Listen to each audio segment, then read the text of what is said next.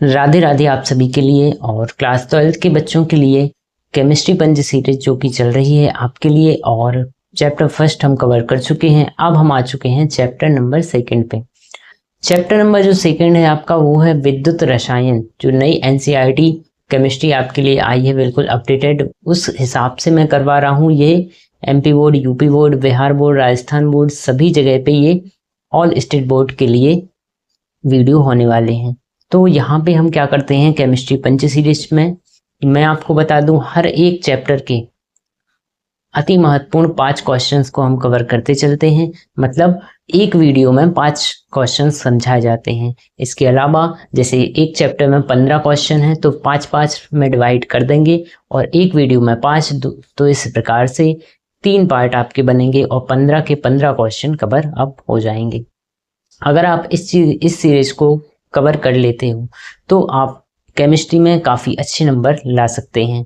तो चलिए अब हम स्टार्ट करते हैं और इस वीडियो में हम क्या क्या पढ़ने वाले हैं वो मैं आपके लिए एक बार ज़रूर से बता दूं। वीडियो में आगे बढ़ने से पहले आपसे इतना ही कहना है, अगर आप चैनल पे आ गए हैं, एक सही जगह पे आ गए हैं, तो फिर अब आप चैनल को सब्सक्राइब कर लीजिए। लगातार ये सीरीज़ आपके लिए हमेशा चलेगी और ये बिल्कुल भी बंद नहीं होने वाली। जैसे कि बिहार बोर्ड है, उन सभी बच्चों से मैं कहना चाहूँगा, क्योंकि बिहार बोर्ड में जो एनसीईआरटी है वो आपकी चल रही है पुरानी वाली, जिसमें टोटल 16 चैप्टर्स हैं। और यहाँ पे जो अदर स्टेट हैं जैसे एमपी या फिर यूपी, राजस्थान, तो यहाँ पे 10 चैप्टर वाली जो न्यू एनसीईआरटी आई है वो वाली आपको कवर अप करवाई जा रही है। तो चलिए हम स्टार्ट करते हैं। अब आगे वीडियो में हम कौन कौन से क्वेश्चंस कवर करेंगे, और इसके पहले जो वीडियो आया है या आए हैं 4 वीडियो या 5 आ चुकी हैं क्लासेस, उनको आप जरूर देख लें। चैप्टर फर्स्ट कवर हो चुका है, ये चैप्टर सेकंड का फर्स्ट पार्ट में करने वाला हूं। तो इस चैप्टर में हम सबसे पहले क्या देखेंगे आइए आपको मैं बता देता हूं। तो इस वीडियो में हम क्या क्या पढ़ने वाले हैं, एक तो आपका फैराडे का विद्युत अपघट्य नियम जो कि क्वेश्चन नंबर 5वां होगा, और ये बिल्कुल आप मिस मत करना, ये क्वेश्चन काफी बार आया हुआ है, तो ये क्वेश्चन आप जरूर से देखें। फिर इसके बाद हम क्या देखने वाले हैं, इसके बाद आप देखने वाले हो मानक हाइड्रोजन इलेक्ट्रोड की संरचना आपको देखने को मिलेगी, ये क्वेश्चन भी हम करेंगे। फिर विद्युत रासायनिक श्रेणी के बारे में क्वेश्चन है, किसे कहते हैं, इसके मुख्य लक्षण बताइए। फिर आप पढ़ेंगे नैनस्ट समीकरण को। फिर आप और ये जो हमारा पहला क्वेश्चन है वो भी आप देखेंगे, कोलरस का नियम। तो चलिए अब हम स्टार्ट करते हैं। और अगर आप सभी बच्चे इस चैनल पे नए हैं तो सब्सक्राइब जरूर कर दें और अपने सभी दोस्तों में इस वीडियो को भेजें, इस चैनल को भेजें कि वो भी इस चैनल को सब्सक्राइब करें। तो चलिए अब हम स्टार्ट करते हैं आज का पहला क्वेश्चन। तो आज का हमारा पहला क्वेश्चन है, कोलराउस का नियम बताइए। कोलराउस का नियम क्या कहता है, आइए समझते हैं कोलराउस का नियम क्या है, इसके 2 प्रमुख अनुप्रयोग बताइए। तो ये क्वेश्चन काफी बार आया है, या तो आपसे 2 नंबर का पूछा जाता है जिसमें डायरेक्टली कोलराउस के नियम की परिभाषा आपसे पूछ ली जाती है। तो कोलराउस ने बताया क्या था, जैसे कि कोई विद्युत अपघट्य होता है, विद्युत अपघट्य में उसमें विद्युत की चालकता किस पे निर्भर करती है, किसी एक कारक पे करती है। जैसे कि मान के चलिए NaCl है, NaCl को हम जानते हैं अगर हम जल में घोलते हैं तो 2 आयन इससे बनते हैं, एक Na+ बनता है और दूसरा बनता है Cl-, मतलब 2 आयन में ये टूट जाता है। तो इसकी विद्युत चालकता किस पे निर्भर करेगी, Na+ पे या Cl- पे। तो कोलरस ने बताया था कि Na+ और Cl- मतलब धन आयन और ऋण आयन, ये दोनों मिलकर ही फैसला करते हैं या दोनों मिलकर ही बताते हैं कि विद्युत चालकता क्या होगी। आइए हम देखते हैं, अनंत तनुता पर किसी विद्युत अपघट्य की मोलल चालकता, जिसे हम λ0 m कहते हैं, उसके धनायन और ऋणायनों की व्यक्तिगत मोलर आयनिक चालकताओं के योग के बराबर होती है। मतलब अगर हम मान के चलें जो NaCl है, λ0 m ये पूरा का पूरा माना जाता है, और इसमें ही आपका एक धनायन होता है और ऋणायन होता है। मतलब उसको हमने दिखाया है V+ λ0 प्लस V- λ0-। तो आइए इसके अनुप्रयोग और हम देख लेते हैं। तो दुर्बल विद्युत अपघट्य के लिए λ0 m का परिकलन किया जा सकता है। जो दुर्बल विद्युत अपघट्य होते हैं, मतलब कि जो पूरी तरह से आयन नहीं बनाते हैं, उनके लिए भी इससे हम क्या कर सकते हैं, λ0 m का परिकलन कर सकते हैं। तो कठिनाई से वियोजित होने वाले दुर्बल विद्युत अपघट्यों के लिए लैम्डा 0 m का मान सीधे मापना संभव नहीं होता है। इसे कोलराउस के नियम और विद्युत अपघट्यों के डेटा का उपयोग करके निकाला जा सकता है।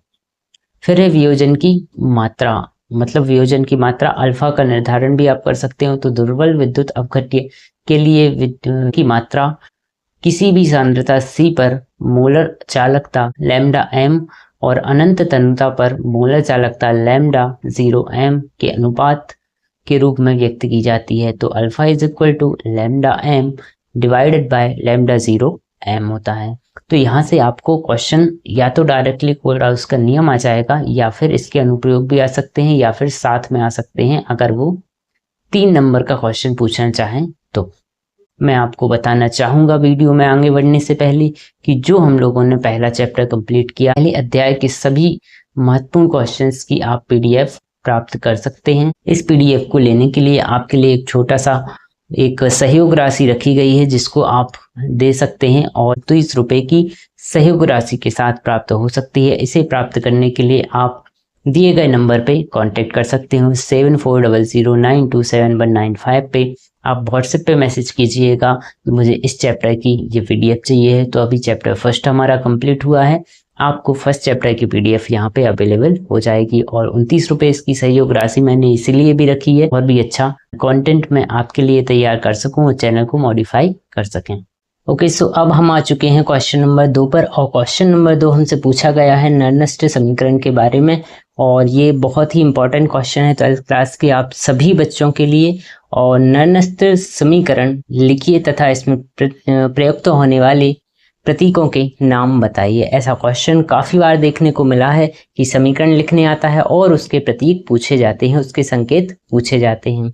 तो नर्नस्ट समीकरण जो होता है वो होता है E is equal to E naught. यहाँ पे जो ई पे 0 की जो पावर है या तो आप इसको E0 पढ़ेंगे या फिर हम E नॉट पढ़ेंगे। तो E is equal to E naught minus IIT divided by NF IN और यहाँ आ जाएगा आपका होल क्यूब। तो यहाँ से इसके संकेतों को हम समझते हैं। तो E जो यहाँ पे दिखाया गया है इसे बोलते हैं इलेक्ट्रोड विभव और E naught is equal to होता है मानक इलेक्ट्रोड विभव और N is equal to electron की संख्या, F मतलब फैराडे नियतांक, R मतलब सार्वत्रिक गैस नियतांक, T मतलब टेम्परेचर या तापमान जो केल्विन में आप लेंगे और IN मतलब होता है प्राकृतिक लघु गुणक और यहाँ पे Q इज इक्वल टू होता है आपका अभिक्रिया भागफल। तो ये आप बहुत ही अच्छे से कम 2 से 3 बार इस समीकरण को लिख के देखें और इनके संकेतों को लिख के देखें, आपसे आना चाहिए। और चलिए यहाँ पे अब हम बात करते हैं आज के हमारे थर्ड क्वेश्चन की और तीसरा आपका क्वेश्चन है आज के लिए। तीसरा हमारा जो क्वेश्चन है ये भी काफी इंपॉर्टेंट है और ये है आपका विद्युत रासायनिक श्रेणी किसे कहते हैं, इसके 2 प्रमुख लक्षण बताइए। इलेक्ट्रोकेमिकल सीरीज विद्युत रासायनिक श्रेणी किसे कहा जाता है। तो विभिन्न तत्वों या उनके आयनों को उनके मानक अपचयन विभव के बढ़ते या घटते क्रम में अगर हम व्यवस्थित करते हैं तो हमें जो श्रेणी प्राप्त होती है उसे ही विद्युत रासायनिक श्रेणी कहते हैं। इसके 2 प्रमुख लक्षण होते हैं और पहला कौन सा है, अपचायक और ऑक्सीकारक क्षमता। श्रेणी में अगर आप ऊपर से नीचे जाते हैं तो तत्वों की जो अपचायक क्षमता है वो बढ़ती जाती है और ऑक्सीकारक क्षमता है वो घटती जाती है। धातु की क्रियाशीलता की यदि बात की जाए तो जो धातु श्रेणी में ऊपर स्थित हैं वे अधिक क्रियाशील होती हैं तथा जो नीचे स्थित होती हैं धातुएं या क्रमशः आप नीचे आते जाएंगे तो नीचे स्थित धातुओं को उनके लवण के विलयन से विस्थापित कर सकती हैं। इस प्रकार से आपको ये याद रखना है कि विद्युत रासायनिक श्रेणी क्या है। अब बढ़ते हैं आज के हमारे चौथे क्वेश्चन की ओर और चौथा क्वेश्चन एक और आपके लिए इम्पोर्टेंट क्वेश्चन 12th क्लास के बच्चे, हर एक क्वेश्चन आपको वीडियो में इम्पोर्टेंट होने वाला है। सभी क्वेश्चंस आपको ऐसे करवाए जाएंगे जो आपके एग्जाम में बार बार ही पूछे गए हैं और इस साल आने की पूरी उम्मीद है। आप अपना जो तिमाही परीक्षा देंगे उसमें भी आप देख लेना, इनमें से काफ़ी क्वेश्चंस आपको देखने को मिलने वाले हैं। तो दोस्तों से वीडियो शेयर जरूर करते चलें जिससे कि आपको आने वाले वीडियो और भी जल्दी मिलेंगे। और PDF अगर आप चाहते हैं तो वो भी आप ले लें, डिटेल्स में दे चुका हूँ। अब हम बात करते हैं आज के हमारे चौथे क्वेश्चन की। चौथा जो हमारा क्वेश्चन है, मानक हाइड्रोजन इलेक्ट्रोड की संरचना बताइए। तो क्या इसकी संरचना होती है, आइए इस पे हम देखते हैं। तो इसमें क्या होता है कि इसमें 1 मोल सांद्रता वाले H+ आयन जैसे HCl के जलीय विलयन का उपयोग किया जाता है और इसमें प्लेटिनम ब्लैक से लेपित कर दिया जाता है और प्लेटिनम वायर जो होता है वो इलेक्ट्रोड के हिसाब से इलेक्ट्रोड को विलयन में डुबोया जाता है। प्लेटिनम का एक वायर होता है, उसी ही बोलते हैं प्लेटिनम इलेक्ट्रोड, और उसे हम HCl के विलयन में डुबो देते हैं। तो इससे क्या होता है, हाइड्रोजन गैस निकलती है और ये सारी क्रिया होती है। फिर है मानक हाइड्रोजन इलेक्ट्रोड के विभव का जो मान होता है वो क्या होता है, तो सभी तापों पर मानक परिस्थितियों में इसका इलेक्ट्रोड विभव 0 माना जाता है। तो E0 = 0.00 V या वोल्ट होता है। चुके हैं अपने अंतिम क्वेश्चन की ओर, और आज के वीडियो का 5वां क्वेश्चन केमिस्ट्री पंच सीरीज का अध्याय 2, और अध्याय 2 का ये पहला वीडियो आप देख रहे हैं जिसमें हम इस केमिस्ट्री पंच सीरीज में 5 क्वेश्चन जो कवर करते हैं। अब इस वीडियो का अंतिम क्वेश्चन आपके सामने है और ये है हमारा, फैराडे के विद्युत अपघटन का प्रथम नियम लिखिए। तो फैराडे ने विद्युत अपघटन के नियम दिए। ऑब्जेक्टिव क्वेश्चन में पूछ लिया जाता है कि विद्युत अपघटन के नियम किसने दिए, तो यहाँ पे फैराडे ने दिए, और फैराडे का ये पहला नियम है विद्युत अपघटन का। चलिए आइए इसे हम जानते हैं और पढ़ते हैं। किसी विद्युत अपघट्य के विलयन या गलित अवस्था में विद्युत धारा प्रवाहित करने पर इलेक्ट्रोड पर मुक्त होने वाली पदार्थ की मात्रा मतलब W विद्युत धारा की मात्रा Q के समानुपाती होती है।